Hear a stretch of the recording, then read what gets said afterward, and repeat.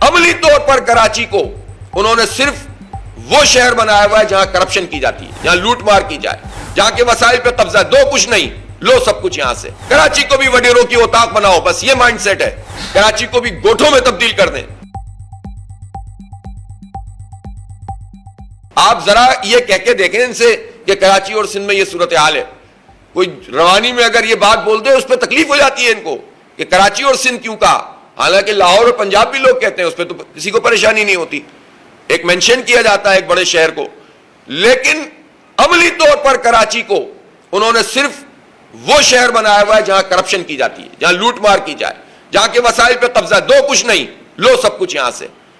لینے کے لیے، کھانے کے لیے تو کراچی سندھ کا حصہ ہے، دینے کے لیے نہیں ہے، نوکری دینے کے لیے نہیں ہے، گننے کے لیے نہیں ہے، وسائل لینے کے لیے نہیں ہے، مینڈیٹ تسلیم کرنے کے لیے نہیں ہے۔ بری طرح ہارنے کے بعد نتیجے چھینو، زبردستی کراچی کو بھی وڈیروں کی اوتاق بناؤ، بس یہ مائنڈ سیٹ ہے۔ جس طرح انٹیریئر سندھ میں مزاروں کی کوئی حیثیت نہیں ہوتی بیچاروں کی، ان کی گردنوں پہ چڑھ کر یہ وڈیرے اکثریت حاصل کرتے ہیں، یہ چاہتے ہیں کراچی کو بھی اپنی اوتاق بنا دیں، کراچی کو بھی گوٹھوں میں تبدیل کر دیں۔ ہر گوٹ کی اپنی حیثیت ہے، اگر اس کو ڈیولپ کیا جائے۔ ملک کے دیگر حصوں میں، پنجاب میں، کے پی میں ہم دیکھتے ہیں وہاں ڈیولپمنٹ ہو رہی ہے، وہاں کے گاؤں آگے بڑھ رہے ہیں۔ ہمارا سندھ کا گاؤں آگے کیوں نہیں بڑھ رہا؟ لیکن ایک طرف اس کو برباد کر کے رکھو اور دوسری طرف شہر کو بھی گوٹ بنا دو۔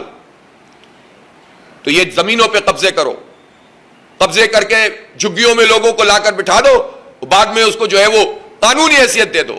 بس یہ دھندا ہے، اور اس دھندے کے لیے ان کو جیلا میر چاہیے تاکہ پکا ہی کام ہو جائے، مکمل ہی برباد کر دیں اس شہر کے رہنے والوں کو۔ تو یہ تو نہیں ہوگا انشاءاللہ۔ اور یہ عزت سے قبول کریں یا کسی بھی طریقے قبول کریں، ان کو اس حقیقت کو ماننا پڑے گا کہ جماعت اسلامی سب سے بڑی جماعت ہے اس شہر کی۔